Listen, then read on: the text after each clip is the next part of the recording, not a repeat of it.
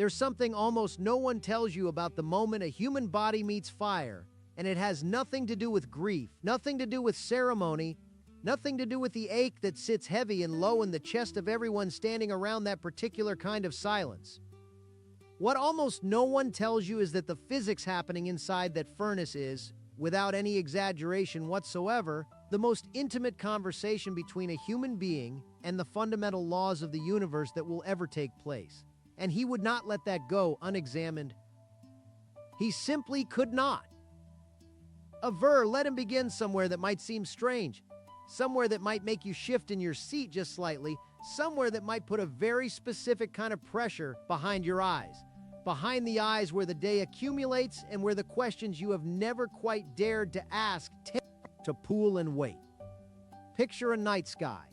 Not the washed-out, light-polluted smear that hangs above most cities, but a real one, the kind you only find when you drive far enough from everything human, when the road runs out and the silence has actual texture. You tilt your head back and there they are. Hundreds of billions of burning nuclear reactors scattered across a canvas that has no edge, no frame, no exit.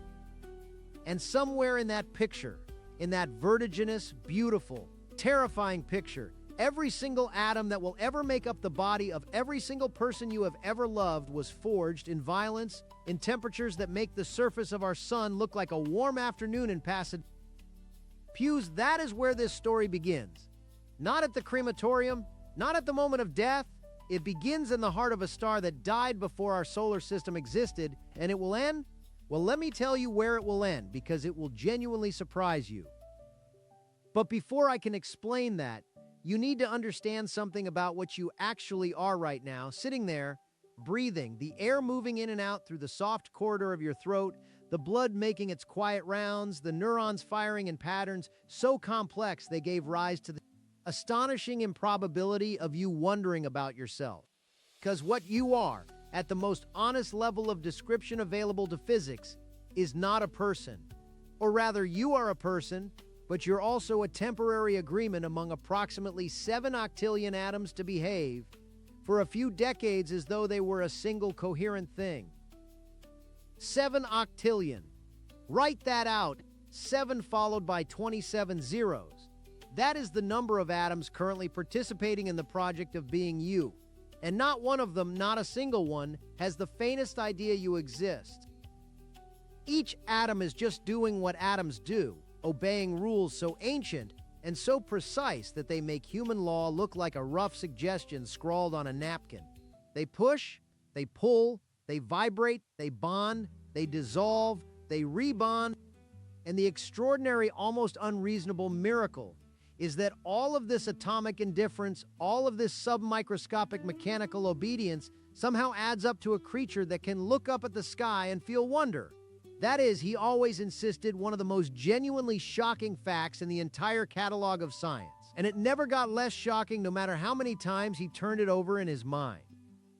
Bueno, now here's something he would ask you to do right now while that feeling is still alive in you, while there's still a little tightness 3 fingers below the sternum that comes from taking a genuinely large idea seriously.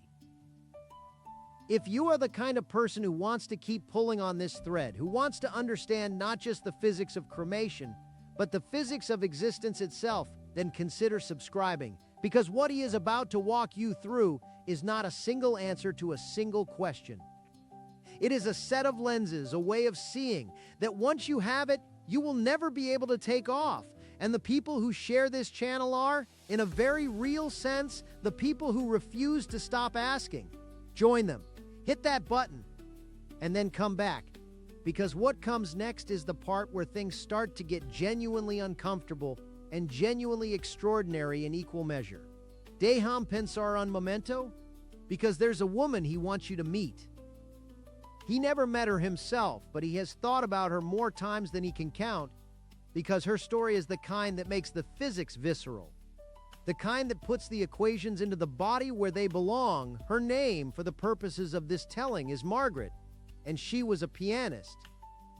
She had the kind of hands that looked like they had been designed for the specific purpose of interpreting Bach, long fingers, a particular quality of stillness in the knuckles when she was thinking, a tension in the forearms that her daughter Elena noticed even across a room, even from behind.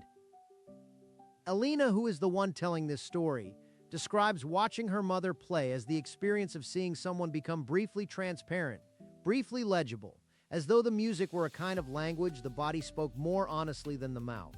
Margaret died at 68. And in the weeks after, Elena found herself doing something she described as strange. Maybe a little frightening to admit. She kept looking at her own hands, turning them over, examining the same long fingers she had inherited, and wondering with a specificity she could not quite articulate where her mother had gone. Not in the spiritual sense, not in the philosophical sense, in the literal, physical, where are the atoms sense. She felt the question sitting not in her head but lower in the throat, a kind of persistent pressure just above the collarbone, as though the grief had a precise anatomical address. That question, the one Elena could not quite put into words, is the question he wants to answer today. And the answer, the honest, rigorous, fully physical answer, is so much stranger and so much more beautiful than anything you would expect. But before he can give it to you, he needs to open a second loop, a smaller one inside this larger one. Because to understand what happens to Margaret's atoms in the crematorium, you first need to understand what those atoms actually are, which means you need to understand what matter itself actually is. And that is a story that will take you somewhere uncomfortable before it brings you somewhere astonishing. Here's what he means. Most people walk around with a mental model of atoms that looks roughly like a tiny solar system, a nucleus in the middle, electrons orbiting around it, everything nicely arranged, everything reasonably solid and reassuring. And that model is wrong, not approximately wrong, not wrong in minor technical details. Wrong in the way that a map of a flat Earth is wrong, which is to say, wrong in a direction that matters, wrong in a way that changes everything. The actual atom is almost entirely empty space. If you took the nucleus of a hydrogen atom and scaled it up to the size of a marble, the electron would be orbiting roughly a kilometer away. 1 kilometer with nothing in between. Nothing solid, nothing there. What holds it all together is not physical contact, but force. Electromagnetic force, a relationship between charges that keeps things behaving as though they were solid, even though at the fundamental level they are almost entirely nothing. Sit with that for a moment. The table you might have your hands resting on right now, the floor beneath your feet, the bones in your own body, none of it is solid in any deep physical sense. It is all a kind of sustained electromagnetic negotiation. A vast and ancient agreement between charged particles to behave as though they were touching when they are not. And you, Margaret, Elena's mother, the pianist with the long fingers and the stillness in her knuckles. She was this. Temporarily and improbably, she was this. Espera, but now he needs to open a third loop inside the second. Because to understand what the cremation fire does to this electromagnetic agreement, you need to understand what fire itself is doing at the atomic level. And here's where it gets strange in a direction that should make you feel something very specific in the gut, a kind of vertiginous lurch, as though the ground has shifted slightly beneath a conceptual floor you did not know you were standing on. Fire is not a thing, or rather, fire is not a substance, it is a process. It is what you're watching. When a rapid oxidation reaction releases energy faster than it can be absorbed by the surrounding materials. When wood burns, carbon atoms that were locked in long molecular chains held together by bonds that represented stored energy break free and combine with oxygen from the air to form carbon dioxide and water vapor, releasing the energy that was stored in those bonds as heat and light. The flame you see is actually the light emitted by excited electrons, electrons that have absorbed energy and jumped to a higher energy state and are now falling back down and releasing that absorbed energy as photons, as light. Now, what does this process do to a human body? Specifically, what does it do to Margaret, to the atoms that spent 68 years being organized, arranged, maintained, and directed by the astonishing biological machinery of a living person? Puro claro, here's where the fear comes in. The real fear, not the theatrical kind, but the kind that sits in the chest and does not move when you try to breathe around it. Because most people, when they hear the word cremation, think of it as an ending. as a final, conclusive, irreversible act of erasure. And the part that is deeply, profoundly, uncomfortably true is that they are correct, and at the same time, almost completely wrong in ways that matter more than almost anything else he has ever tried to explain. He is going to tell you what is actually happening, step by step, with the kind of specificity that usually gets left out of these conversations because people are afraid it might be too much. But he has always believed that the truth, even the hard truth, even the truth that makes the stomach tighten and the breath go shallow, is better than the comfortable alternative of not knowing. Not knowing is not neutral. Not knowing is its own kind of prison, a prison with very pleasant upholstered walls, but a prison nonetheless. When a human body enters a cremation furnace which operates at temperatures between approximately 790 degrees and 1,100 degrees Celsius, the first thing that happens is the evaporation of water. The human body is roughly 60% water by mass, and that water carried in every cell in the plasma of the blood, in the fluid around the brain, in the lymph and the tears, and the moisture in the soft tissue of the lungs begins to leave. It becomes steam, it rises, it disperses into the air. And with it goes the first category of what you might call the dissolved self. The electrolytes, the dissolved gases, the ions that were circulating in Margaret's bloodstream at the moment of her death, that were maintaining the electrochemical gradients across her neuron membranes, that were enabling the last slow signals in her nervous system to complete their final fading circuits. That water does not disappear. Water does not disappear. It joins the atmosphere, the same vast reservoir of water vapor that has been cycling through this planet's weather systems for 4.5 billion years. The same water that was part of ancient oceans, ancient rivers, ancient organisms, ancient humans, ancient stars. Margaret's water is in the air right now. Some small fraction of it is in the air you're breathing this very moment. Pews, let that settle, not as a metaphor, as a literal physical fact. The next thing that happens as the temperature climbs is the combustion of organic material. The fats burn first. The adipose tissue, which contains long hydrocarbon chains that ignite readily and actually contribute significant heat to the process. Then the proteins, the structural proteins of muscle and connective tissue, the enzymes and hormones and receptors, the hemoglobin that was giving the blood its color and carrying oxygen to the cells, the collagen in the skin and the tendons, the keratin in the hair and the nails. All of this extraordinary biological architecture, all of this molecular machinery that took billions of years of evolution to design and 9 months of gestation to assemble and 68 years of living to maintain, breaks down into its component molecules, and those oxidize, and the carbon atoms join with oxygen to make carbon dioxide, and the hydrogen atoms join with oxygen to make more water, and the nitrogen releases in various forms, and all of this rises as gas, as vapor, as microscopic particulate into the atmosphere. This is the moment that stops people when he describes it, because what is leaving that furnace, what is rising into the air above the crematorium, is not just water and carbon dioxide. It is the carbon that was in the keys of the piano Margaret played. It is the nitrogen that was in the protein of the muscles in her fingers. It is the hydrogen that was in every cell membrane she ever maintained throughout her entire life. The matter of Margaret, the actual physical substance of her, is not being destroyed. Matter is not destroyed. It is being transformed, liberated, returned to circulation. Elena standing outside, feeling the grief as a specific weight in her chest, a tightness that made the simple mechanical act of breathing feel effortful, was inhaling some of those atoms. She did not know it, she could not know it, but the physics does not require her knowledge to proceed.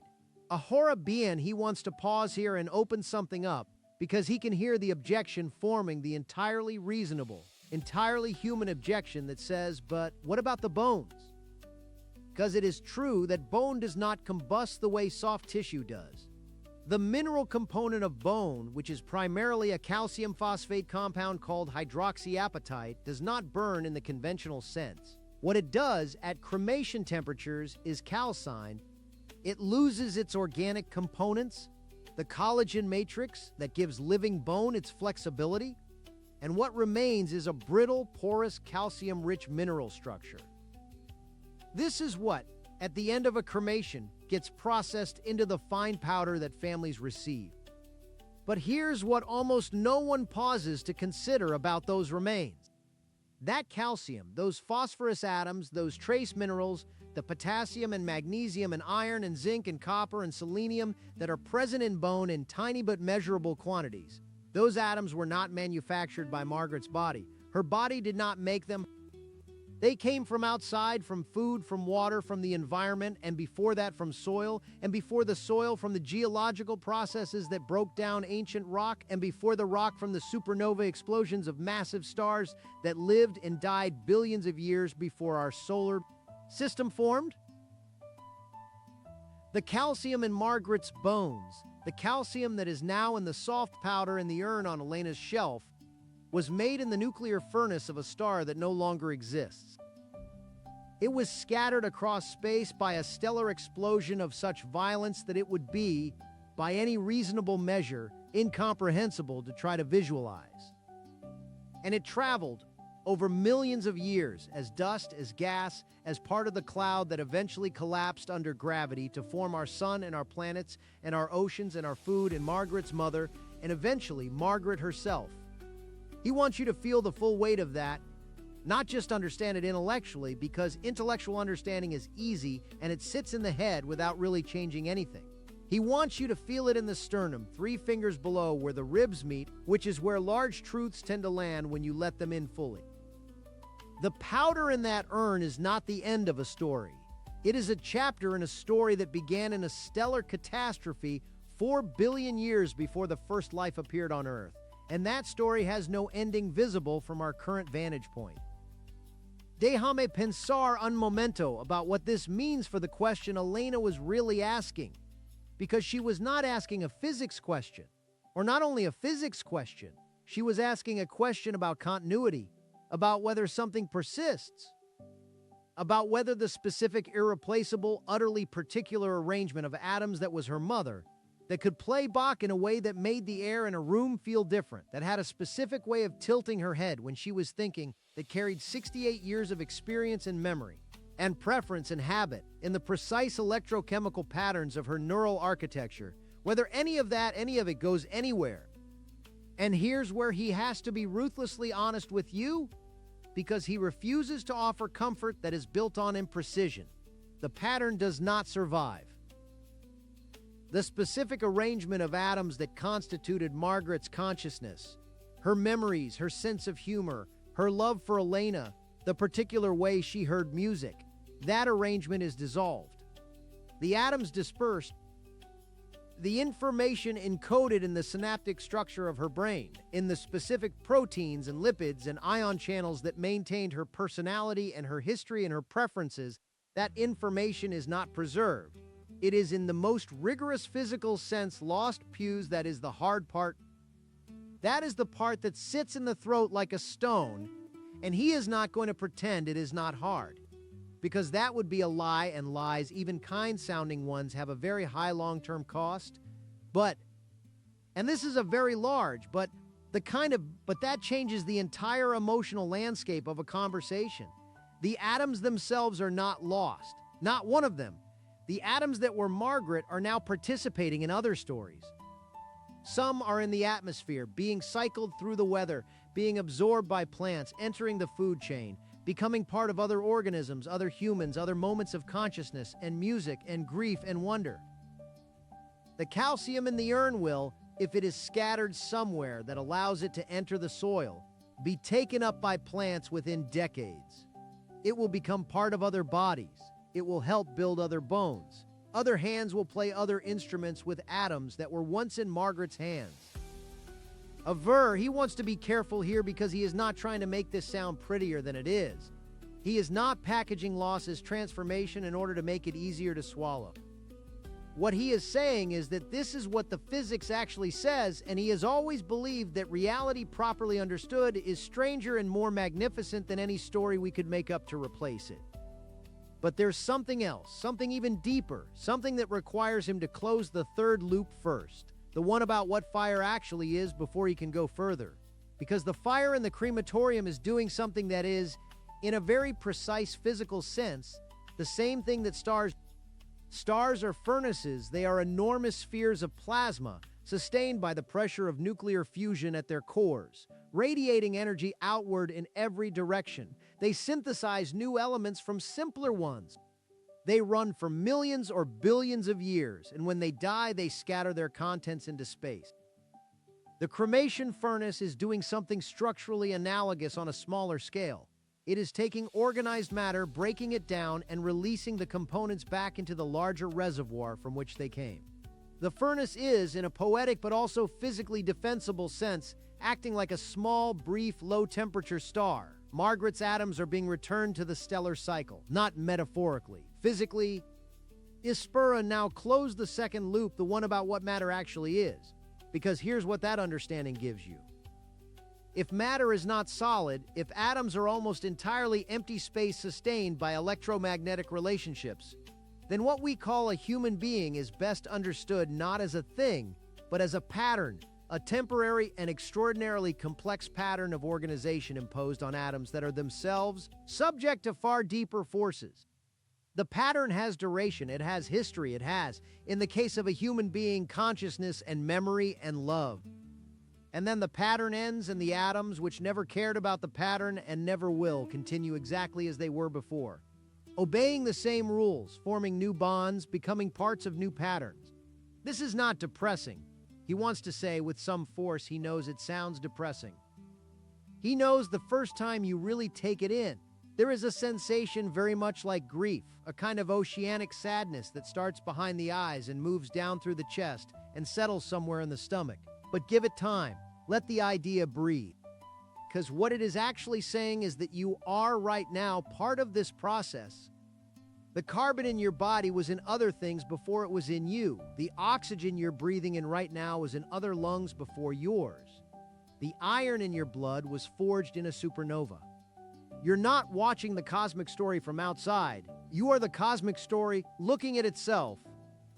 Now, he promised there would be a second thing that almost no one tells you about this process, and it is time to deliver it, because it changes the entire meaning of what he has been saying, and it connects the physics of cremation to something so much larger, so much more unsettling, so much more important for understanding our situation as a species on this particular planet in this particular moment in history, that he is going to need you to hold on, because this is where it gets genuinely vertiginous. Well, here's the thing that is almost never said out loud. The fact that your atoms are borrowed, temporary, circulating through the biosphere and eventually through the cosmos, the fact that you are a pattern rather than a substance. This means that you are in a deep sense indistinguishable from the universe looking at itself. Carl Sagan said it in a way that became famous, that we are all star stuff. But he wants to go further than that, because star stuff is only the beginning of the story, and the rest of the story is where the truly disturbing and truly magnificent part lives. Here's the part that disturbs him, in the best possible sense of the word disturb. If the atoms in your body have been parts of other things, other organisms, other people, if they have been cycling through the biosphere for billions of years, then the question of where you end and where the begins is not as clear as it seems. The boundary of your body, the skin, the membrane, the surface. It is not a wall, it is a border crossing. Atoms are entering and leaving all the time. Every breath you take imports oxygen and exports carbon dioxide. Every meal replaces atoms in your tissues with atoms from the environment. After approximately 7 years, the majority of the atoms in your body have been replaced at least once. You are literally and physically a different collection of atoms than you were 7 years ago. Think about what that means. The person who made a decision 7 years ago, who had a conversation 7 years ago, who felt love or grief or wonder 7 years ago, that person shares a pattern, a continuous thread of organization and memory and identity with you, but the actual atoms are largely different. The pattern persisted, the matter changed. What are you then? Most fundamentally, the pattern or the matter? He would say, and he said it in various ways throughout his life, that you are the pattern, you are the organization, not the material. And if that is true, then what is lost in death is not the matter but the pattern. And patterns, unlike matter, can truly cease to exist. That is the terrifying part. That is the part that puts a very specific kind of cold weight in the chest, not 3 fingers below the sternum this time, but deeper, more central, the kind of sensation that accompanies a truth you cannot unfeel once you have felt it. But here's the other side, because there always is one, and he always believed that intellectual honesty required you to hold both sides at once. If patterns are what matter, if what you are is fundamentally an organization of information imposed on matter, then the universe is everywhere and at every scale engaged in the creation and dissolution of patterns. Galaxies are patterns. Solar systems are patterns. Life is a pattern. Consciousness is a pattern. And the universe has been producing increasingly complex patterns for 13.8 billion years, with no apparent sign of stopping. The pattern that was Margaret dissolved? Yes. But the universe that produced Margaret is still here, still running, still generating new patterns of astonishing complexity and beauty. You are one of them right now. Alive, reading this, the neurons in your prefrontal cortex firing in patterns that are in their own way as improbable and as extraordinary as anything in the history of the cosmos. Aver, he wants to say something about Elena now, something that closes the loop he opened with her, because her story deserves a proper ending. Elena spent several months after her mother's death doing what many people do, which is looking for a way to make the grief meaningful, a way to translate the specific and particular pain of losing Margaret into something that could be held, something that had edges, something that did not feel like falling through empty space. And she found it, or at least she found something in an unexpected place.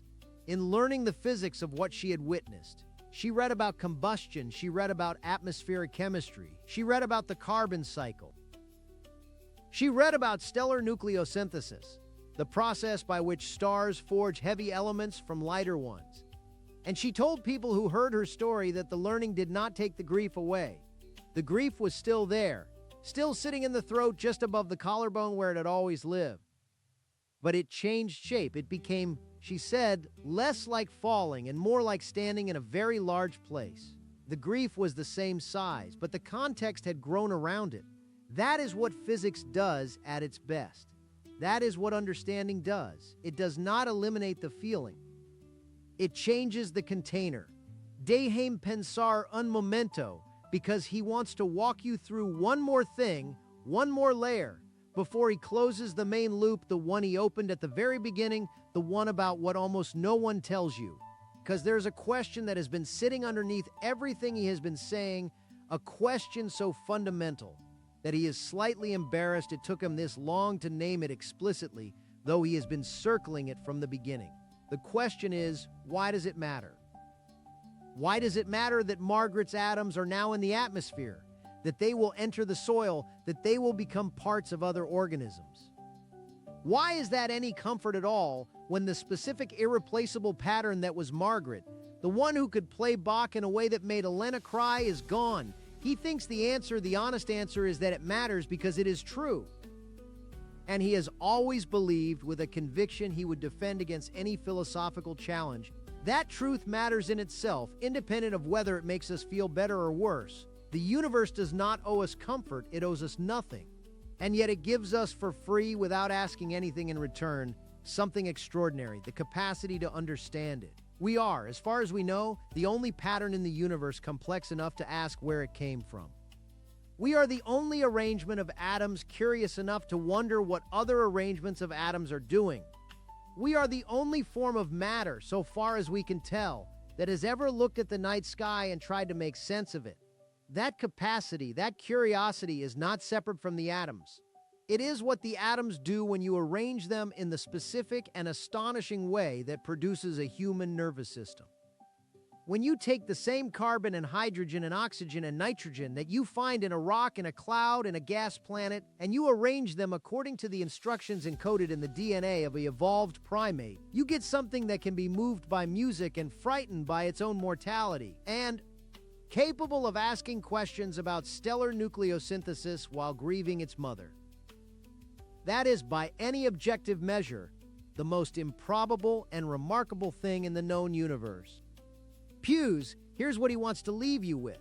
Here's the resolution of every loop he has opened. Here's the place where the physics and the philosophy and the grief and the wonder all converge into something you can actually use. The atoms in your body will not stay in your body. You know that now they are already moving, already changing, already slightly different from the ones that were there yesterday, and dramatically different from the ones that were there a decade ago.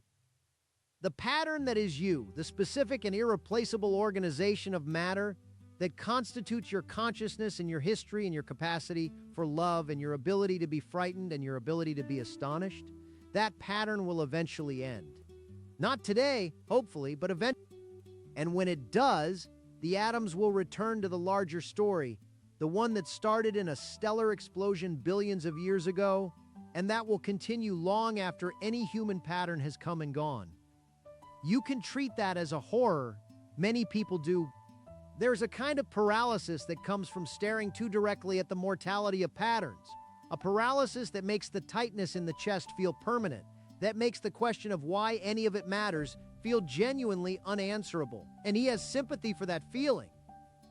He had it himself more than once, in more than one late-night conversation with himself about the implications of the equations he spent his life working with.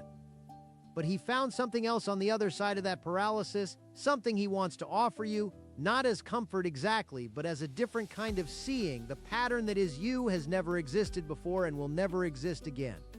The specific combination of experiences and memories and neural architecture that constitutes the particular version of consciousness that is reading this right now. It is genuinely unique, not in the vague feel-good sense in which people say that everyone is unique. In the precise physical sense that the exact arrangement of atoms producing this exact pattern of thought has never occurred before in the 13.8 billion year history of this universe and will never occur again. You are right now the only instance of you that has ever been or ever will be, a ver that could be paralyzing or, depending on how you hold it, it could be the most galvanizing thing you have ever been told. Because if it is true, then every moment in which the pattern that is you is active, is experiencing, is curious, is engaged with the extraordinary mystery of existing in a universe that did not have to be comprehensible, but somehow is. Every one of those moments is irreplaceable. Not because someone values them, because they are, by definition, the only time they will ever happen. This is what he meant when he said that the loss of wonder is the real tragedy, not wonder as a vague, pleasant feeling. Wonder as a cognitive posture, as an active orientation toward reality, as the specific thing that happens in the nervous system when you encounter a fact about the universe and instead of letting it pass by, you let it land, you let it sit, you feel the weight of it in the body, the sensation of a genuinely large idea making contact with your comprehension. That thing, that capacity, is the most precious thing that the atoms in your body are currently doing, and it is, like everything else, temporary. Biono, and what about the question he has been holding since the beginning? The one he said he would not resolve for a while, the thing that almost no one tells you about, the moment when a human body meets fire. He has been circling it, approaching it from different angles, opening loops within loops to give you the conceptual equipment you need to hear it properly. Here it is. Almost no one tells you that cremation is not a destruction. It is a release, not in a metaphysical sense. In a purely physical, rigorously scientific sense. The atoms are being released from a particular pattern, from a particular local organization back into the larger system. And the larger system, the biosphere, the atmosphere, the geological cycle, the solar system, the galaxy, it is not diminished by the addition of those atoms. It receives them, it incorporates them. It will use them again, in configurations you cannot predict, in patterns you cannot imagine, for as long as the universe continues to run its magnificent, indifferent, astonishing program. Elena's mother is in the air. She is in the soil. She will be in the trees. She will be in the food that grows in the ground where her ashes were scattered. She will be in atoms, if not in pattern, in other people, in other hands, perhaps in other hands that play piano. The pattern is gone, and the grief for the pattern is real and permanent and deserves to be honored as such, but the atoms are home. Ispura, he wants to add one more thing, and it is the thing that genuinely kept him up at night, the thing that connects the physics of cremation to the largest question he ever tried to address. If we are patterns, temporary organizations of matter, sustained for a few decades in the face of a universe that is trending relentlessly toward disorder, then the question of what we do with the time the pattern is active matters enormously. Not in a moralistic sense, in a physics sense.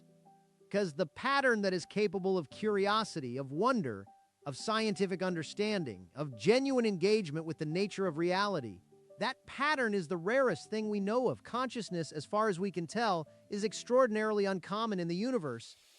The silence of the cosmos, the fact that in all our searching, we have found no other pattern complex enough to look back at us and wave. That silence is either a mystery or a warning, and he was never entirely sure which. He thought about what it would mean if consciousness is rare, if patterns capable of wonder are not distributed evenly across the galaxy, but instead emerge briefly in isolated pockets and then dissolve before they can connect with others. What a waste that would be! What an extraordinary, heartbreaking waste of the universe's capacity to understand itself. A galaxy full of matter arranged in stars and planets and clouds of gas, and in only one small place. For only a few million years does any of it arrange itself into something capable of knowing it is there. And that thing, that briefly self-aware arrangement of atoms, spends a significant fraction of its existence staring at small glowing rectangles, arguing about things that will not matter in a century, and systematically dismantling its own capacity for wonder by replacing it with the dull, easy comfort of certainty. Pews, that is the part that genuinely frightened him, not death, not the dissolution of the pattern. He had made his peace with that in his own way, finding in the equations a kind of beauty that felt, if not like immortality, then at least like something worth having existed for.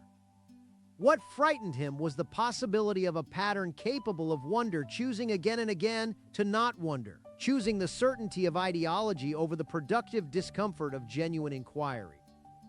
Choosing the warm illusion of having understood over the cold, invigorating reality of still not quite knowing. Because here's the thing about the physics of cremation, the thing he has been building toward for this entire conversation. The atoms do not care. They genuinely do not care. The carbon in Margaret's bones will become part of a tree with the same physical indifference with which it was part of a pianist. The universe does not prefer consciousness. It does not protect it. It does not favor it. The emergence of wonder, of self-awareness, of the capacity to ask questions about stellar nucleosynthesis while grieving your mother. That emergence is a local fluctuation in a universe that is mostly going in the other direction, mostly trending toward evenness, toward equilibrium, toward a state in which all the interesting patterns have dissolved and the temperature of everything is the same and nothing is happening that requires a word more complex than nothing. You are right now a temporary and magnificent exception to that trend. And what you do with the time the exception lasts, that is, in a very precise physical sense, the only question that actually matters. He used to say that he did not need the promise of an afterlife to make his life feel meaningful. The universe was old enough and large enough and strange enough that a human lifetime spent paying genuine attention to it was not a consolation prize. It was the prize. The chance to be, briefly, the universe's capacity to understand itself, to be the place where the cosmos looks at its own reflection and thinks, this is extraordinary, how extraordinary that any of this exists at all.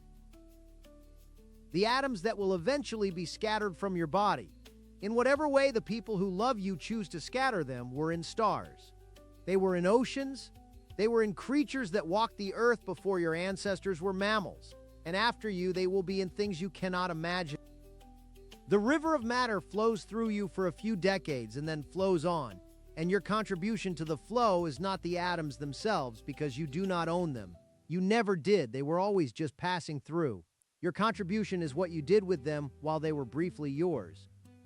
What patterns you made, what beauty you recognized, what questions you asked, what wonder you permitted yourself, that is what he wanted to tell you. That is the thing almost no one says out loud at the crematorium. The thing that the grief makes it hard to say. The thing that requires a certain willingness to look at the hard physical reality without flinching.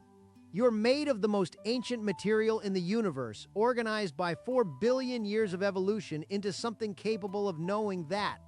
The fire does not end the story of the atoms, it ends the story of the pattern.